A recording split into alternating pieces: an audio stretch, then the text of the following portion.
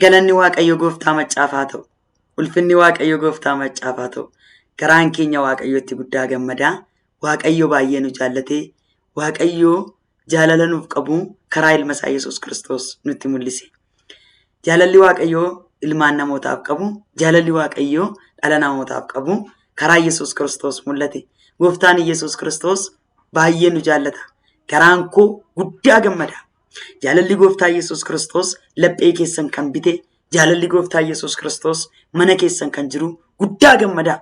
Yesuus Kiristoos ifa jireenya keenyaati. Yesuus Kiristoos Waaqa keenya. Yesuus Kiristoos Abbaa keenya. Yesuus Kiristoos uniif jedhee Waaqarraa ulfina isaa dhiisee utuu Waaqa ta'ee jiru Gooftaa nagaa, mootii nagaa barbaacha keenya gara keenyatti gadi buusa. Karaa isaa jaallatamuu keenyaaf, karaa isaa barbaacha argachuu keenyaaf baay'ee nutti tola. Baay'ee gammannaa. Baay'een gammadaa. Har'as boris bara baraan gammachuu hin dhumne keessaa akka deddeebinu Gooftaan godheera. Kiristiyaanotaa saba Waaqayyoo, ijoollee Waaqayyoo, Gooftaa duukaa kan buutan, Gooftaa kan qabdan guddaa gammadaa. Ammas irra deddeebi'ee nan jedhaa gammadaa. Filiphos boqonnaa 4 irratti Phaawulos akkana jedhe. Gammadaa ammas nan jedhaa irra deddeebi'ee gammadaa jedhe. Har'as boris bara baraan gammadaa. Warri abdii kuttan, warri ani abdiin qabu, ani attamiin godha, attaman taa'ettan Kiristoos Yesuus jireenya. Yesuus Kiristoos ifa. Yesuus Kiristoos nagaa kooti. Yesuus Kiristoos nagaa keeti. Haaleluyyaa. Gammadi. Yesuus kan keeti. Qooda kee Yesuus Kiristoos Waaqarraa dhufe. Qooda kee Yesuus Kiristoos ba'aa kee baatee ulfina isaa dhiisee Waaqa ta'etu jiru gadi of deebisee miilla bartootaa dhiqee qooda kee Yesuus Kiristoos fannifame. Qooda kee Yesuus Kiristoos hin du'e. Qooda kee Yesuus du'aa ka'ee erga Yesuus Kiristoos qooda kee waan hundumaa fudhate iddaa cubbuu keetii dhiiga isaatiin baase. Misraachoo gammadi. Yesuus bara baraan Gooftaadha. Sagalee Waaqayyoo kallattiidhumaan dubbii Waaqayyoo dhageenya. Dubbiin Waaqayyoo maal jedhaa? Sagaleen Waaqayyoo maal jedhaa? Har'aa wanti nuyi walii wajjin ilaallu sagalee Waaqayyoo kanan isinitti dubbadhu waaqummaa Gooftaa Yesuus Kiristoos. Gooftaa Yesuus Kiristoos kun eenyu? Gooftaan Yesuus Kiristoos Waaqa dhugaadha. Gooftaan Yesuus Kiristoos eenyu akka inni ta'ee ilaalla kutaa kana keessatti. Gabaabaadhumatti macaafa qulqulluu keessaa nan dubbisaa. Kutaa macaafa qulqulluu keessaa Wangeela Yohaannis boqonnaa 1 lakkoofsaa 1 kaasee nan dubbisaa kana jedha. Sagalichi jalqaba waan hundumaa dura ture.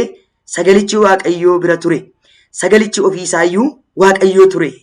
Inni kun jalqabumaa jalqabee Waaqayyoo bira ture. Wanti hundinuus isumaan ta'e. Waan ta'e keessaas isa malee kan ta'e tokkollee hin jiru. Jireenyi isa keessa ture. Jireenyichis ifa namootaa ture. Ifichis dukkana keessatti in ibsa.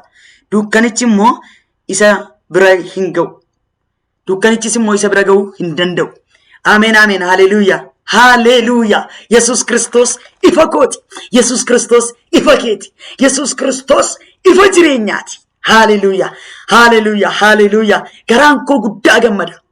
Sababiin isaa waan biyya lafaarraa kana hundumaa geessifachuu baannes boqonnaa nuun laatu. Biyyi lafaa kun nagaa namaaf hin kennu. Biyyi lafaa kun jireenya miti. Biyyi lafaa kun gaafa hundumaa dhala namaatiif iddoo hadabatti fudhatan yookaan immoo iddootti dhiphifamanii iddootti fuula Waaqayyoorraa gaditti ari'ataman waan ta'eef biyyi lafaa kun kan keenya miti. Biyyi lafaa kun kan keenya waan hin ta'iniif biyyi lafaa kan keenya miti. Nus kan biyya lafaa miti. Sababa kanaaf biyyi lafaa jireenya nuuf hin taane. Sababa kanaaf biyyi lafaa kun nuuf dhiphisa. Biyyi lafaa fi nuyi waa walitti hin qabu. Amma gaa kanan gammadu ani waa'ee isa biyya lafaarraa miti. Raalaba suuraa baay'ee namaa nama gaa suuraa laba jaaniya. Yesuus Kiristoos isa ifa jireenyaa ta'e. Isa Waaqarraa gadi bu'e. Ani kan keeti isa jedhe. Kiristoos Yesuus isa ifa jireenya kootii ta'e. Isa jireenya koo ta'etu gammachuu guddaa natti naqe. Kanaafan gammachuu qaba. Gammachuu bara baraa. Gammachuu walirraa hin cinne. Nagaa bara baraa. Kiristoos Yesuustu kan kooti kan keessani. Haleluuyaa. Egaa har'a waan isin yaadachiisaa isinitti lallaba. Yesuus Kiristoos jireenya ta'eetu jiru, ifa ta'eetu jiru, jireenya kee ta'etu jiru, ifa kee ta'etu jiru, kan yaaddoftu, kan boossu, kan nagaa dhabdu, kan abdii dhabdee raafamtu, akkaman ta'a kan jettu Kiristoos Yesuus karaa hundumaa abaarsa sirraa cabsee gadda kee gammachuutti geeddaree, boo'icha kee kolfatti geeddaree, Yesuus Kiristoos ifa jireenyaa ta'ee gara kee dhufe. Jireenyichi ifa namootaa turedha. Jireenyas ifas Yesuus Waaqa. Haleluuyaa.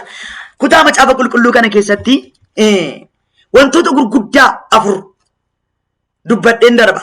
Wantoota gurguddaa afur, wantoonni gurguddaa arfan mul'atan kun sagalichi jalqaba waan hundumaa dura turuusaa, sagalichi Waaqayyo bira turuusaa, sagalichi ofiisaa Waaqayyo ta'uusaa. Inni kuni jalqabuma waan hundumaa dura Waaqayyo bira ture. Wanti hundinuus isumaan ta'e. Waan ta'e keessaas isa malee kan ta'e tokkollee hin jiru. Jireenyi isa keessa ture. Jireenyichis ifa namootaa turedha. Tokkoffaa Gooftaan Yesuus Kiristoos uumama waan hundumaa dura, jalqaba waan hundumaa dura jiraachuusaa, Waaqa ta'uusaa, sagaleedhaan Waaqarra ture. Sagaleedhaan yeroo turetti bara kakuu moofaa keessatti si'a tokko Yaahwiinis jedhamee, si'a tokko immoo Yaahwee jedhamee maqaa Yesuus Kiristoos isa har'a jennu kakuu moofaa keessatti kanaan mul'ate. Sagaleedhaan yommuu turetti jalqaba waan hundumaa dura turedha. Waaqni kuniif lafti kuni otuu hin uumamin dura. Waaqa kanaaf lafa kana akka uume Yesuus Kiristoos kuni eenyummaan isaa eenyu yoo jettanii Waaqa uumaa ta'uusaa. Waaqa uumaa waan hundumaa ta'uusaa. Waaqa kanaaf lafa kana kan uume Yesuus Kiristoos ta'uu isaa. Egaa Yesuus Kiristoos Waaqayyo bira turuusaa, Waaqayyo wajjin turuusaa, ofiisaa iyyuu immoo Waaqayyo ta'uusaa karaa sadii ifaa godhee kaa'e. Arfaffaa irratti immoo Yesuus Kiristoos jireenya ta'uusaa, jireenyichi immoo ifa namootaa ta'uusaa. Kanaaf kutaa kana keessatti wanta ani isin hubachiisuu yaadu, namoonni baay'een Gooftaa Yesuus Kiristoosiin akka isaan itti hubatan, akka malee hubatan. Yeroo Waaqarra ture sagaleen utuu isaa dhugaa ba'u, yeroo dhufee dhalatee sagaleen utuu isaa dhugaa ba'u. Wangeela Maatiyos boqonnaa tokko toora dhalachuu Yesuus Kiristoos keessa seentanii yoo dubbistan maal jedha seetu iddoo sana irratti sagaleetu dhufe. Ergamaan Gabri'eel Maariyaamitti mul'ate maal jedhee sagaleedhaan dhufee yeroo isheetti dubbate. Kunoo afurri Waaqayyo Abbaasi golbooba ilma hin deessa maqaa isaa Yesuus jettee moggaasta. Kunoo durbi in ulfoofti ilma hin deessi kan jedhu maqaa isaas immoo Amaanu'eel jettee hin moggaafta. Amaanu'eel jechuun Waaqayyootu nu wajjin jira jechuudha jedhee hiika isaa yerooma sana Gabri'eel Maariyaamiif Yoosefitti dubbate. Yesuus Kiristoos bara baraan gooftaadha. Gooftaan Yesuus Kiristoos egaa Waaqa ta'uusaa yeroo inni sagalee tures dhugaa ba'amaafii ture. Yeroo dhalatetti immoo qaamaan nama ta'eetu karaa namaa foon uffatee waan hundumaan nama ta'ee qaamaan mul'ate jiraachuusaa. Qaamaan dhalateetu qaamumaan mul'ate jechuudha. Duratti sagalee ture.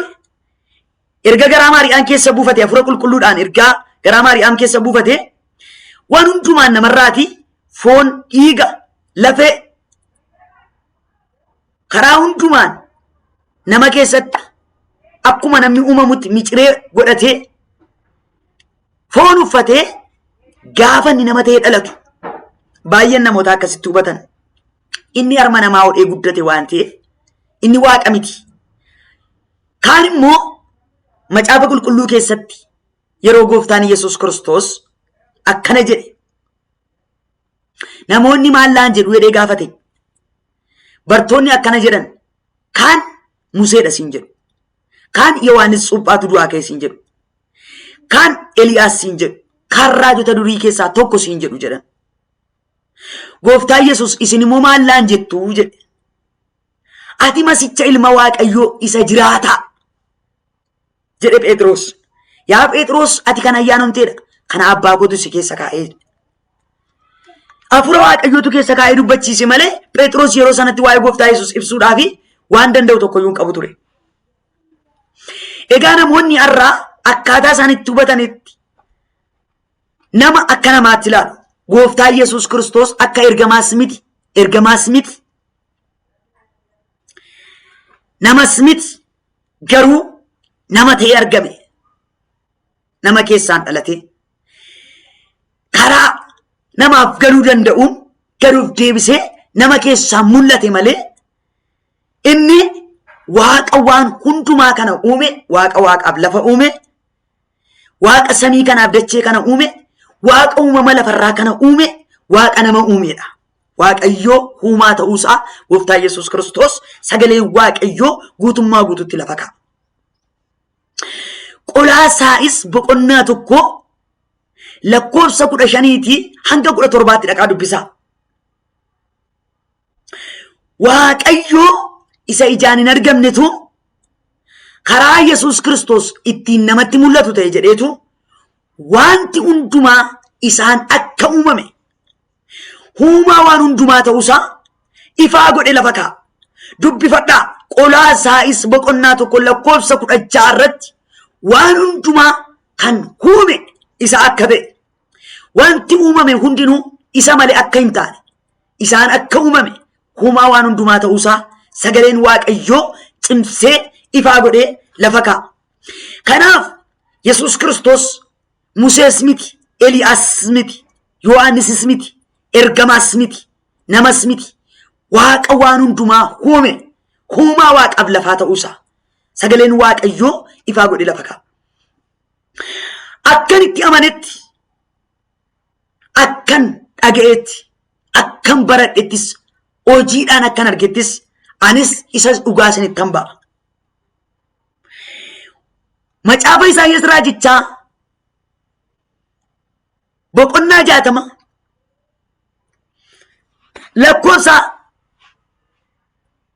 lakkoofsa tokko irratti maal jedha? Ifni kee dhufeera kanaafis ka'ii isa ibsi. Inni hunarra ibsinu sun isa raajichi Isaayyaas waa'ee Yesuus Kiristoos raajii dubbatee darbeedha. Waaqummaa isaa isa Yesuus Kiristoos raajii dubbatee waa'ee Yesuus Kiristoos sani raajii dubbatee darbeedha. Maal jedhee dubbate? Ifni kee dhufeeraa jedha. Asirratti immoo egaa sagalichi jalqaba waan hundumaa dura turuusaa, Waaqayyoo bira turuusaa, sagalichi ofiisaa Waaqayyoo ta'uusaa erga dubbatee lafaa kaa'ee inni kun jalqabee Waaqayyoo bira turuusaa wanti ta'e hundinuus isaan akka ta'e waan ta'e keessaas isa malee kan ta'e tokkollee akka hin jirre Macaafi Qulqulluun ifaa godhee lafa kaa'a. Lakkoofsa 4 irratti immoo isa Isaayyaas raajichaa boqonnaa 60 irratti dubbate raajiin Isaayyaas akka raawwatame isani raaje isani dubbate baroota keessatti akka Waaqayyo raajii dubbate sana raawwate jireenyi isa keessa ture, jireenyichis immoo ifa namootaa ture jedha. Macaafa Isaayyaas raajichaa jin yeroo bukkee qabnee ilaallu waa'ee Yesuus Kiristoos kallattiidhumaan kun oduu kan limixiin saba lafarraa inni uwwisa. Siif garuu ifni hin ba'a. Mootonni lafarraa, sabni biyya lafaarraa aangoo qabna kan jedhan, jabaadhaan kan jedhan, Kiristoosiin kan hin qabne. Warri Waaqan beekni hundumtuu, warri Waaqayyootti namanni hundumtuu yeroo dukkana limixii keessa galu. Siif garuu ulfina kootu ifa kee ta'a malee biiftuuf jibni ifa sii ta'uu hin danda'udha. Ulfinni Waaqayyoo inni gaafa sana Isaayyaas raajichaan dubbatame kunoo asirratti lakkoofsa 4 irratti jireenyi isa keessa ture eenyu keessa? Waaqayyoo Yesuus Kiristoos jechuudha. Yesuus Kiristoos Waaqa ta'uusaa Macaafi Qulqulluun dubbate ofiisaa Waaqa waan ta'eef. Kanaaf Yesuus Kiristoos Waaqayyoodha. Waaqa. Akkana jedha jireenyi isa keessa ture, jireenyichis immoo ifa namootaa ture. Ifichi dukkana keessatti in ibsa, dukkanichi immoo isa bira ga'uu hin danda'u. Raajiin Isaayyaas raawwatamuusaa ibsa karaa tokko asirratti.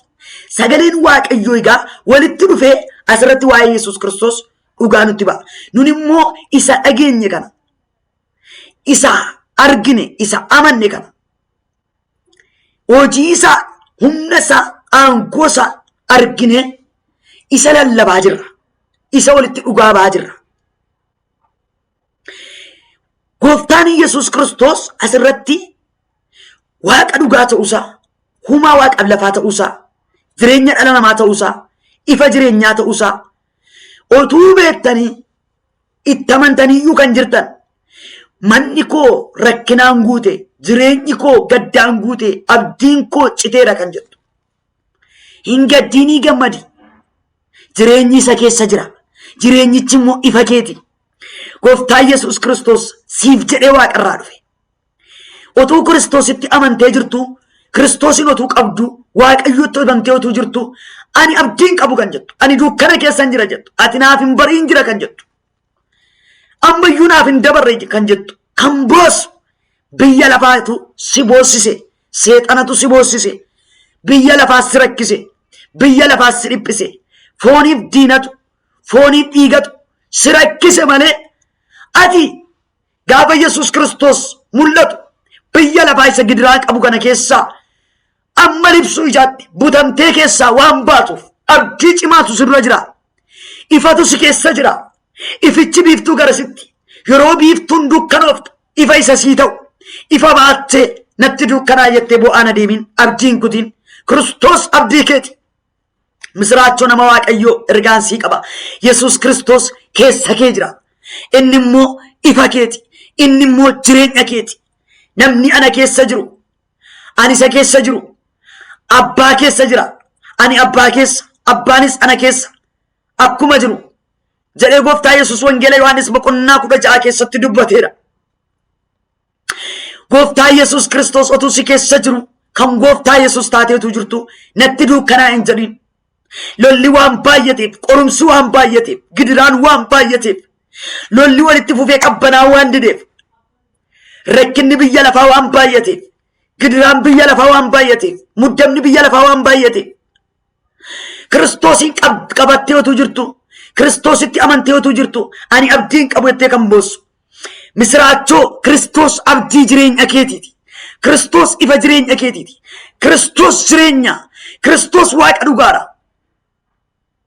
Waa'een Kiristoos sii galuu kan dide, waa'ee Kiristoos kan hin amanin, waa'ee Kiristoos kan hin beekne, lafa jirtu, iddoo jirtu, bu'aa kan jirtu, wayyoo kan jettu, lafatti aara galfattu kan nabde, iddootti boqottu kan nabde, gidiraa hundumaan kan marfamte, qorumsa hundumaan kan marfamte, bu'aa kan adeemtu, abdii kutannaa baay'ee keessa kan jirtu, maqaa Gooftaa Yesuus Kiristoosin sittan himaa sagalee Waaqayyoo lafa jirtu Gooftaatti harka kee kenni.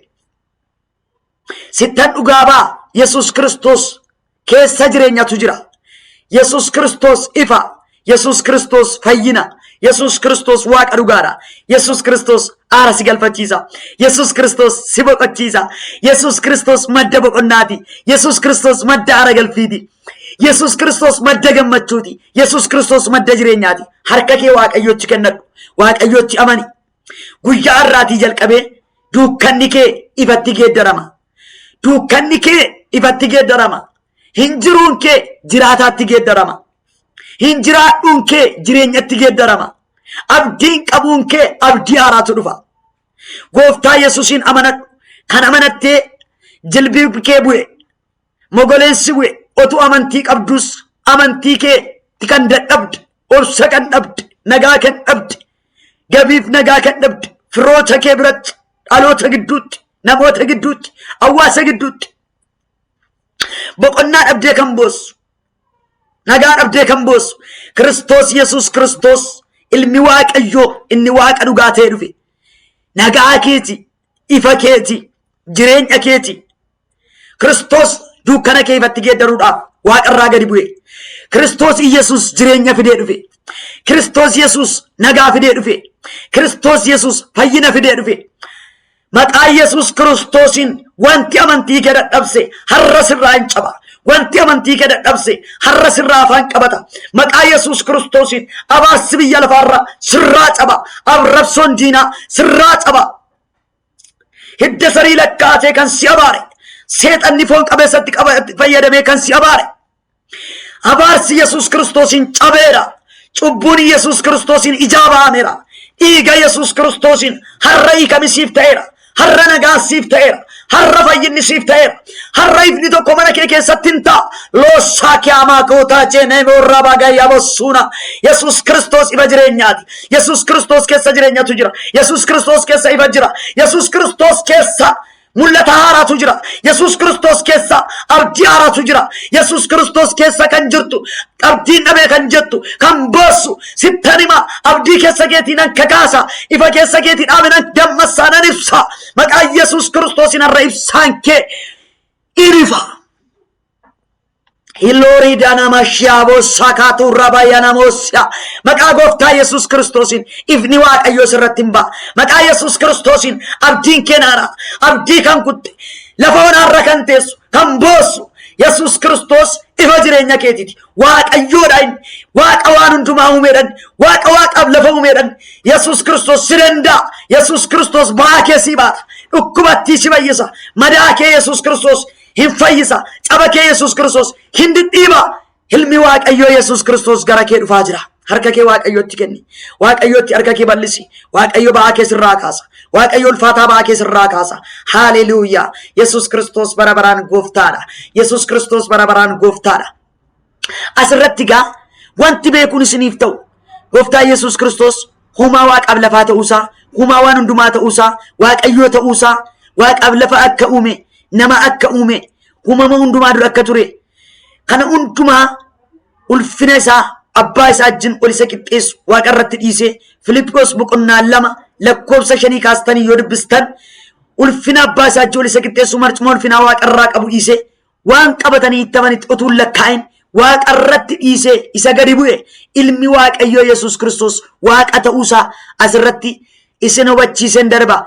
Egaa Waaqayyo immoo sababa inni gadi of deebiseef maqaa irra caalu, maqaa ergamoota irra caalu, maqaa hundumaa irra caalu isaaf kennee Waaqayyo guddaa ol isa qabuu jaallate.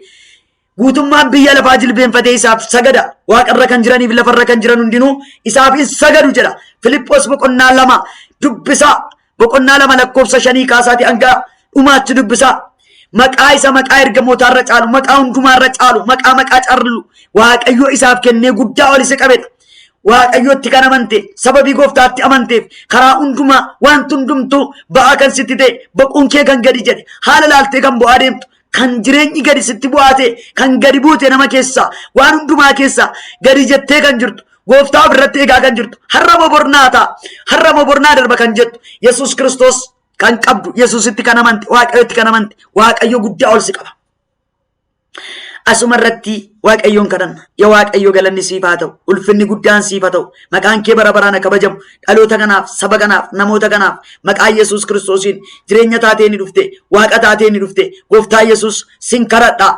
Yaa abbaa koo sin kadhadha. Maqaa Yesuus Kiristoosiin sa'aatii kanaa jalqabee dukkanni isaanii ifatti ageeddaramu. Maqaa Yesuus Kiristoosiin sagaleen kee, dubbiin kee akka isaaniif galu, dhosaan mootummaa kee akka isaaniif galu. Biyyi lafaa kun kan isaanii waan hin ta'iniif isaan dhiphisee, isaan boossisee, isaan rakkise. Maqaa Yesuusiin sin kadhadha. Sa'aatii kanaa jalqabee dukkana isaanii ifatti geeddareera. Jireenyan qabus isaan jedhan jireenyatti deebiseera. Abdiin qabus isaan jedhan abdiitti deebiseera. Sagaleen kee inni ifa jireenyaa ta'e, inni jireenyi kee jireenya namootaa ta'e, inni yaa Waaqayyo gooftaa dukkana namarraa ari'atu, sagaleen kee amma gara isaanii akka dhaqu, nagaan akka gara isaanii dhaqu, ifi jireenyaa gara isaanii akka dhaqu, mul'ati jireenyaa akka isaanii irratti maqaa Yesuusiin kadhadheera.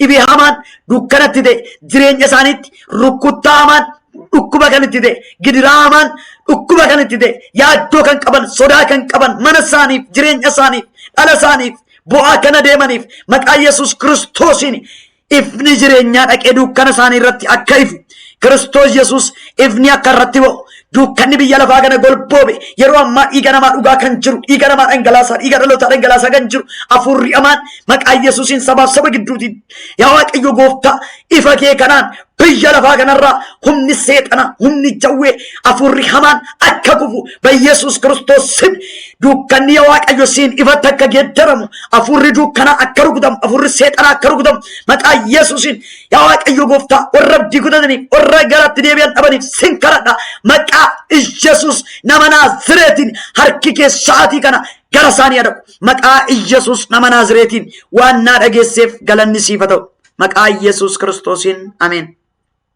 Nagaan gooftaa Yesuus Kiristoos ammaa jalqabee amma bara baraatti hunduma keessanii wajjin haa ta'u biyya jirtaniif lafa jirtan hundumaatti tokkummaan waaqayyo abbaa jaalalli waaqayyo abbaa tokkummaan hafuura qulqulluu hunduma keessaniif wajjin haa ta'u ayyaanni waaqayyo isiniif haa baay'atu nagaan gooftaa Yesuus isinii wajjin haa ta'u maqaa gooftaa Yesuusin ameen.